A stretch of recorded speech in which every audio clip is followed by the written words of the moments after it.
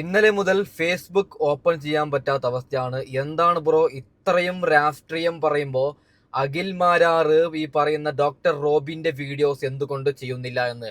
പൊന്നു മനുഷ്യന്മാരെ, ഇന്ന് ഉറപ്പായിട്ടും തോൽക്കുന്ന 10 പേരുടെ ലിസ്റ്റ് ഞാൻ തയ്യാറാക്കിയിട്ടുണ്ട്. ഈ പറയുന്ന 10 പേർ 100-ൽ 101% തോൽക്കും. എന്തുകൊണ്ടാണ് അവർ തോൽക്കുന്നതിന്റെ കാരണം, എത്ര ഭൂരിപക്ഷത്തിലാണ് അവർ തോക്കുന്നത്, അത് വിശദമായി പറഞ്ഞുതരാം. അതിനുശേഷം ഉറപ്പായിട്ടും ജയിക്കുന്ന 10 പേര്, അതായത് ആദ്യം ഉറപ്പായിട്ടും തോൽക്കുന്ന 10 പേരും അതിനുശേഷം ഉറപ്പായിട്ടും ജയിക്കുന്ന 10 പേരും, അതിനുശേഷം ആരാണ് മുഖ്യമന്ത്രിയാവുക, അതൊക്കെ നമുക്ക് ചർച്ച ചെയ്യാം. ആദ്യം തന്നെ ആരാണ് തോക്കുന്നത് നമ്മുടെ ലിസ്റ്റിൽ അതായത് നമ്മൾ 10 പേരുടെ ലിസ്റ്റ് തയ്യാറാക്കിയതിൽ ഒന്നാമതായി വരുന്നത് അഖിൽ മാരാറാണ്. ഓക്കെ, അഖിൽ മാരാറ് 100-ൽ 101% തോൽക്കും. ചിത്രത്തിലുണ്ടാവൂല അഖിൽ മാരാർ.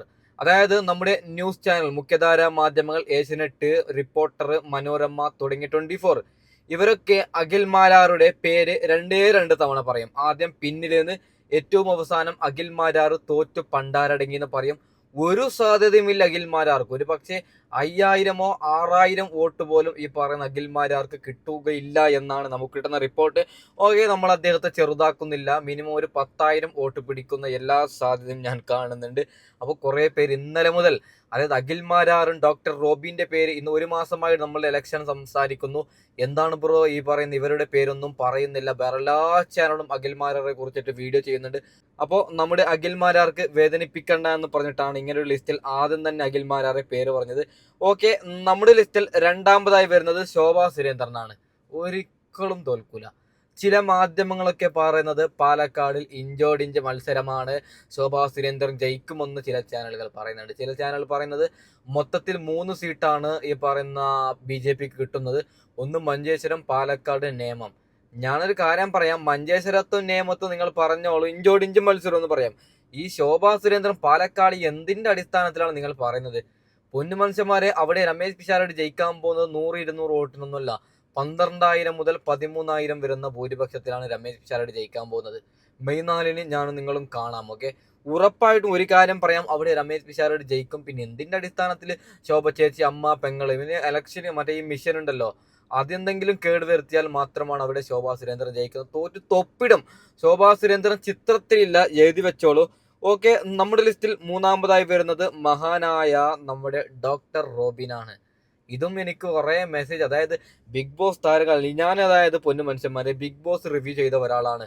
ബിഗ് ബോസ് സമയത്ത് ബിഗ് ബോസ് വിഷയം മാത്രം ചർച്ച, ഇലക്ഷൻ സമയത്ത് ഇലക്ഷന്, അങ്ങനെ നമ്മൾ നാട്ടിൽ നടക്കുന്ന പ്രധാന വിഷയം വരുമ്പോൾ അതിനെക്കുറിച്ച് ചർച്ച ചെയ്യുന്ന ഒരാളാണ്. അപ്പോൾ എന്നോട് കുറെ പ്രേക്ഷകർ, റോബിൻ, ബിഗ് ബോസ് താരമായ റോബിന് പോയിട്ട് നീ എന്തേ അവനെ കുറിച്ച് സംസാരിക്കാത്തതെന്ന്.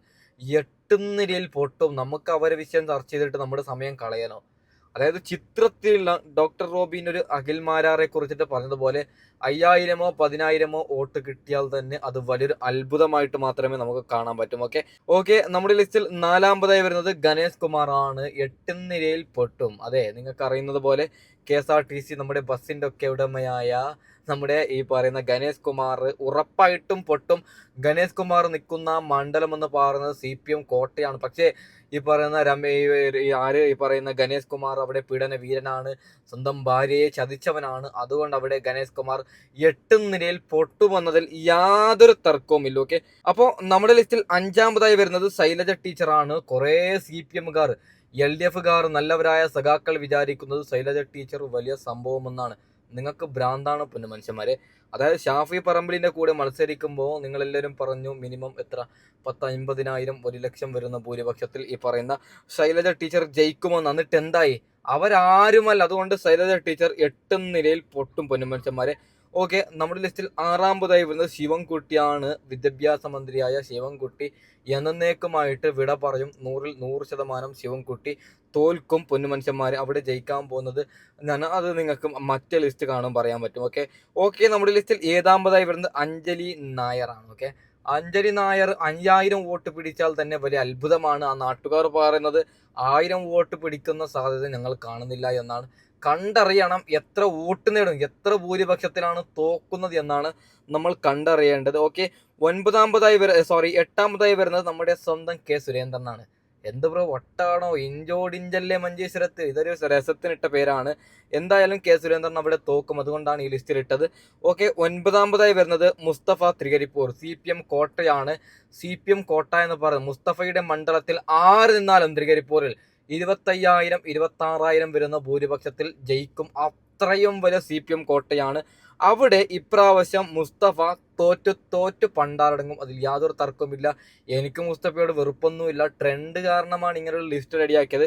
ഓക്കെ, നമ്മുടെ ലിസ്റ്റിൽ 10ാമതായി വരുന്നത് ജയാനന്ദനാണ്. ഓക്കെ, അതായത് മഞ്ചേശ്വരം മണ്ഡലത്തിൽ മത്സരിക്കുന്ന CPM കാരനാണ്. 101% തോൽക്കും. മറ്റേ ഞാൻ ഈ 10 പേര് പറഞ്ഞാൽ ഒരൊറ്റ പേരാണ്, അതായത് കെ സുരേന്ദ്രൻ മാത്രമാണ് ഇതിൽ ഒരു ഇത്തിരിയെങ്കിലും നമുക്ക് തോൽക്കാതിരിക്കാനുള്ള സാധ്യത എന്ന് നമുക്ക് പറയാം. ഓക്കെ, നമ്മൾ ആര് ജയിക്കും, ഇനി ജയിക്കാൻ പോകുന്ന 100-101% ജയിക്കാൻ പോകുന്ന ലിസ്റ്റാണ്. ആ ലിസ്റ്റിൽ 1ാമതായി വരുന്നത് VD സതീശനാണ്. ഉറപ്പായിട്ടും VD സതീശൻ ജയിക്കും, അതായത് അടുത്ത മുഖ്യമന്ത്രി. എന്തുകൊണ്ട് VD സതീശനെ ജയിപ്പിക്കും? ആ നാട്ടുകാർക്ക് ഒരു ആഗ്രഹമുണ്ട്, ഞങ്ങളുടെ നാട്ടിൽ നിന്ന് ഒരു മുഖ്യമന്ത്രി വരണം.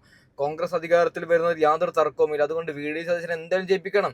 VD സതീശനാണ് ഇപ്പോൾ കോൺഗ്രസ്. അത് നമുക്ക് ഏറ്റവും അവസാനം ചർച്ച ചെയ്യാം ആര് മുഖ്യമന്ത്രിയാവുന്നു. ഓക്കെ, നമ്മുടെ ലിസ്റ്റിൽ 2ാമതായി ഏറ്റവും കൂടുതൽ ജയസാധ്യതയുള്ള 2ാമത്തെ ആൾ പിണറായി വിജയനാണ്. പക്ഷേ കഴിഞ്ഞ വർഷം പിണറായി വിജയൻ ധർമ്മടത്ത് 50,000 ഭൂരിപക്ഷത്തിലാണ് ജയിച്ചത്. ഈ വർഷം അത് കുറയും, അതിൽ യാതൊരു തർക്കവുമില്ല. 10,000 ഒരു പക്ഷെ 5,000 ആയാലും അത്ഭുതമില്ല. എന്തായാലും പിണറായി വിജയൻ അവിടെ ജയിക്കും, അതിൽ യാതൊരു തർക്കവുമില്ല.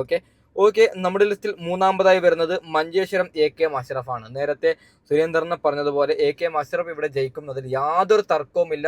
എന്തുകൊണ്ടാണ് 2 ലിസ്റ്റിലും മഞ്ചേശ്വരത്തെ ഉൾപ്പെടുത്തിയത്? എൻ്റെ സ്വന്തം മണ്ഡലമാണ്, അതുകൊണ്ടാണ്. ഓക്കെ, അപ്പോൾ മഞ്ചേശ്വരത്ത് AK മഷ്റഫ് ജയിക്കുന്നതിൽ യാതൊരു തർക്കവുമില്ല. 4ാമതായി വരുന്നത് രമേശ് ചെന്നിത്തലയാണ്. 100-101% ഉറപ്പാണ് രമേശ് ചെന്നിത്തല ജയിക്കും, ഇല്ലെങ്കിൽ ഞാൻ നിങ്ങൾ പറയുന്ന പണിക്ക് പോകാം. ഓക്കെ, 5ാമതായി വരുന്നത് രാജീവ് ചന്ദ്രശേഖറാണ്. BJP കാരനാണ്, തിരുവനന്തപുരം നിയമക്കാരനാണ്. അവിടെ ഒരു സീറ്റ് BJP കിട്ടും, അതിൽ യാതൊരു തർക്കവുമില്ല. രാജീവ് ചന്ദ്രശേഖരൻ ഉറപ്പായിട്ടും ജയിക്കും. ഓക്കെ, നമ്മുടെ ലിസ്റ്റിൽ 6ാമതായി വരുന്നത് സന്ദീപ് വാര്യറാണ്. സന്ദീപ് വാര്യർ ചെങ്കോട്ടയെ തകർത്ത് തരിപ്പണമാക്കിയിട്ട് സന്ദീപ് വാര്യർ ഉറപ്പായിട്ടും തൃക്കരിപ്പൂരിൽ ജയിക്കും, അതിൽ യാതൊരു തർക്കവുമില്ല പൊന്നുമനുഷ്യന്മാരെ. ഓക്കെ, നമ്മുടെ ലിസ്റ്റിൽ 7ാമതായി വരുന്നത് രമേശ് പിഷാരടിയാണ്. അതാണ് അത്ഭുതം. സത്യം പറഞ്ഞു കഴിഞ്ഞാൽ മാധ്യമങ്ങൾക്ക് ഭ്രാന്തി. എന്തിനിത്ര ഹൈപ്പ് പാലക്കാടിന് കൊടുക്കണം? നമ്മുടെ രാഹുൽ മാങ്കൂട്ടത്തിന് കേസായി, അത് വേറെ വിഷയമാണ്. അതുകൊണ്ടാണോ പാലക്കാടിന് ഇത്ര ഹൈപ്പ് കൊടുക്കുന്നത്? ഈ പറയുന്ന പാലക്കാടിനെ ഈ വിജയ ലിസ്റ്റിലും വിജയിക്കാത്ത ലിസ്റ്റിലും കൂട്ടരുത് നമ്മൾ. അതായത് ഉറപ്പാണ് രമേശ് പിഷാരടി ജയിക്കുന്നത്. ഇങ്ങനെയുള്ള ലിസ്റ്റിൽ നമ്മൾ കൂട്ടുന്നത് 500, 200, 300 വോട്ടിൽ ജയിക്കുന്ന മണ്ഡലമാണ്. പക്ഷെ ഇവിടെ രമേശ് പിഷാരടി, എല്ലാ മാധ്യമങ്ങളും പറയുന്നത് ശക്തിയായ മത്സരം പാലക്കാട്, ഭ്രാന്താണ്. 13% ഭൂരിപക്ഷത്തിലാണ് ഇവിടെ രമേശ് പിഷാരടി ജയിക്കാൻ പോകുന്നത് പൊന്നുമനുഷ്യന്മാരെ. ഓക്കെ, നമ്മുടെ ലിസ്റ്റിൽ 8ാമതായി വരുന്നത് സണ്ണി ജോസഫാണ്. ഉറപ്പായിട്ടും സണ്ണി ജോസഫ് ജയിക്കും, അതിൽ യാതൊരു തർക്കവുമില്ല. 9ാമതായി വരുന്നത് നമ്മുടെ ചാണ്ടി ഉമ്മനാണ്. ചാണ്ടി ഉമ്മൻ 100-101% ജയിക്കും, അതിൽ ഞാൻ പറയേണ്ട ആവശ്യമില്ല, നിങ്ങൾക്ക് എല്ലാവർക്കും അറിയാൻ പറ്റും. ഓക്കെ, 10ാമതായി വരുന്നത് മുരളീധരൻ ജയിക്കുമെന്നാണ് നമ്മുടെ ലിസ്റ്റിൽ പൊന്നുമനുഷ്യന്മാരെ. അപ്പോൾ ആരാണ് മുഖ്യമന്ത്രി ആവുക? കേരളം ആര് ഭരിക്കും എന്നതിൽ യാതൊരു തർക്കവുമില്ല. 80-85 സീറ്റിൽ ഉറപ്പായിട്ടും കോൺഗ്രസ് അധികാരത്തിൽ വരും, അത് CPM തന്നെ ഉറപ്പാണ്. അപ്പോൾ എൻ്റെ ഒരു നിഗമനത്തിൽ മുഖ്യമന്ത്രിയായി വരാനുള്ള സാധ്യത രമേശ് ചെന്നിത്തലയാണ്. കാരണം VD സതീശന് ശത്രുക്കളുണ്ട്. കോൺഗ്രസ് ഇപ്പോൾ ഉദാഹരണം പറയാം, 85 സീറ്റ് കിട്ടിക്കഴിഞ്ഞാൽ ആ 85 MLA-മാരായിരിക്കും ആര് മുഖ്യമന്ത്രി ആവണമെന്ന് തീരുമാനിക്കുന്നത്. ഒരു എക്സാമ്പിൾ പറഞ്ഞു കഴിഞ്ഞാൽ ഇപ്പോൾ രമേശ് ചെന്നിത്തല വേണോ അല്ലെങ്കിൽ VD സതീശൻ വേണോ, 2 പേരെയാണ് നമ്മളിപ്പോൾ കൂട്ടുന്നത്. അപ്പോൾ 85 MLA-മാർ ഒരു വോട്ടെടുപ്പ് നടത്തും.